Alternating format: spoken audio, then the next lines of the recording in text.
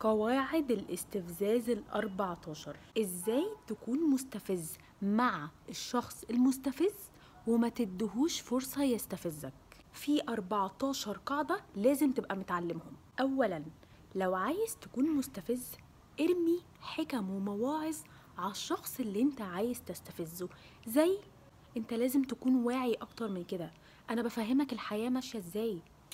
لا، ما ينفعش تقول الكلمة دي، ما ينفعش تتصرف التصرف ده، انا بعلمك. لو عايز تكون مستفز قلد تصرفات الشخص ده. يعني مثلا لو هو تكبر عليك انت كمان تكبر عليه. يعني ان هو يقولك انا ما حصلتش، انا ما حدش بيرضيني بسهولة، انا التوب، ما حدش بيعرف يشدني بسهولة، ساعتها اقول له برافو عليك، هو ده اللي انا علمته لك وانت اخدته بالحرف.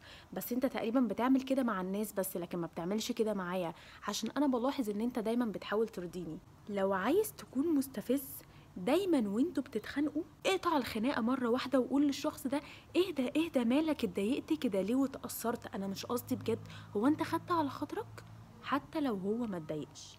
لو عايز تكون مستفز مع شخص حدد له الوقت اللي انت هتقدر تقعده معاه، وان بعدها انت مش فاضي، قدامك ربع ساعه بالظبط هقضيه معاك، بعد كده عندي ميعاد مهم، 3 دقايق بالظبط ولازم اقفل، فلازم نتكلم بسرعه حتى لو انت اللي طالبه. لو عايز تكون مستفز ما تدخلش مع الشخص ده في جدال في الوقت اللي هو عايز يدخل فيه في جدال وعايز يتناقش فيه.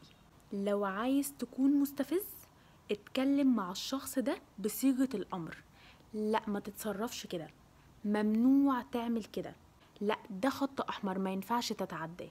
لو عايز تكون مستفز نقي اكتر وقت الشخص ده بيحاول ان هو يتكبر عليكوا وبيحاول اللي هو يتكلم عن نفسه او يبقى شايف نفسه فيه، وقوله بالعكس ده انت على نيتك قوي وطيب وغلبان قوي بجد. لو عايز تكون مستفز مع الشخص المستفز لما تكونوا بتتخانقوا وانت تقول كل اللي جواك، استنى لما هو يجي يرد ويكون متحمس قوي ان هو يتخانق ويرد عليك، وقوله طب استنى انا هعمل حاجة مهمة جدا وبعد كده يا سيدي هنتكلم في كل حاجة مضايقاك.